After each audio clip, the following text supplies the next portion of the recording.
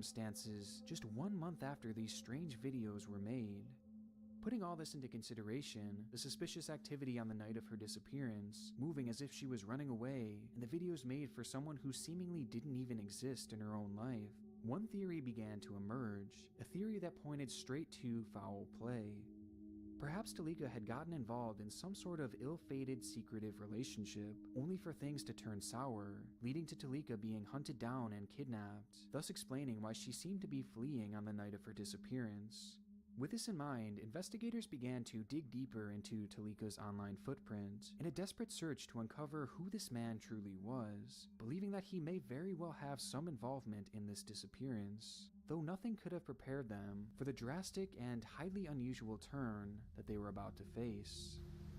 Tonight, yet another twist in the mystery of the missing Kalamazoo doctor. Target 8 uncovered hundreds of tweets allegedly posted by Talika Patrick in the weeks before she went missing. To those who knew her, Talika was a well-put-together, extremely intelligent woman who was clearly of sane mind, but the discovery of her Twitter accounts began to paint a slightly different picture. In total, investigators would find 5 accounts that had all been active at different times throughout 2013, each of them belonging to Talika, and each of them having thousands and thousands of tweets, showcasing incoherent ramblings as if she was posting every single one of her thoughts, oftentimes even having conversations with seemingly no one at all, constantly saying things like, "Hi my friend, how are you?" and "Everything okay? Just woke up, sorry," to which no one would be specifically tagged and no one would reply. And the deeper you scroll, the stranger things get, as much like her YouTube channel, she spends most of her time referencing her love interest, stating, "Well, I felt you a little bit yesterday. Last night after you messaged, I felt you thinking about me. And hope you have a wonderful day. Love you." Much like her previous videos, these tweets would fail to gain any semblance of a response, which seemed to push her more and more into madness, creating more accounts and tweeting out even more frequently, typing messages as if she were expecting someone specific to find her. "Should I start another page?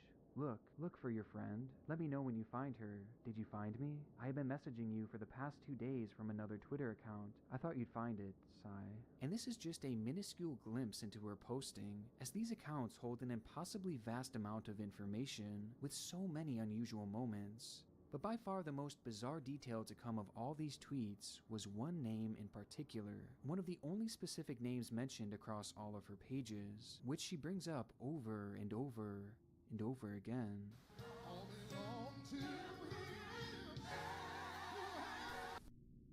Marvin Sapp. At Marvin Sapp, good morning. When life gives you lemons, make lemonade. Again, Marvin Sapp, good morning. When life gives you lemons, make lemonade. At Marvin Sapp, good morning. Don't be sad. God never puts more on us than we can bear. All 3 of these messages were posted within the span of 24 hours, and they were far from the only mentions of the famed Grammy-nominated gospel singer. Sometimes she would make blatant references to him and his music, oftentimes using his lyrics to point to a supposed connection between the two. And though it's hard to prove outright with her tweets alone, it quickly became apparent that Talika's love interest, with whom she had seemingly tweeted to thousands of times, was in fact Marvin Sapp, introducing the possibility that Talika was perhaps just a crazed fan, which would make a few of her next tweets all the more disturbing. "I have relocated to be with you, so I really hope you want me, so we can be in love and get married and have a couple babies. And, as you may or may not know, I attempted to visit you yesterday." Her messages were obviously concerning, as it began to grow apparent to investigators that this relationship Talika had mentioned was solely a one-sided affair.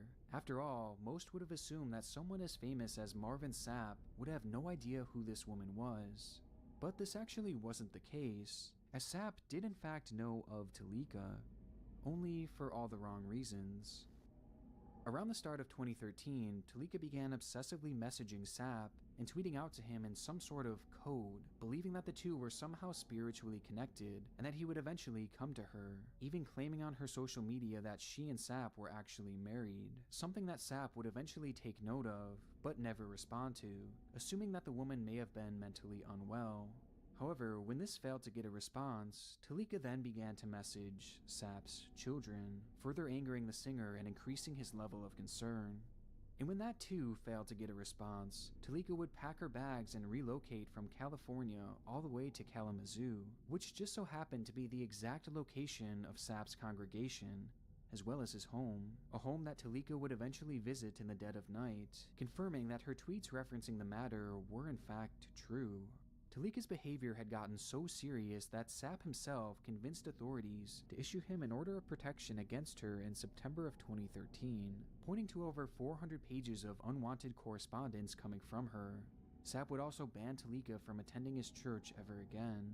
This, however, only heightened her delusional state and would lead to her posting these videos on her channel, as by this point she was so far removed from reality that she truly believed that the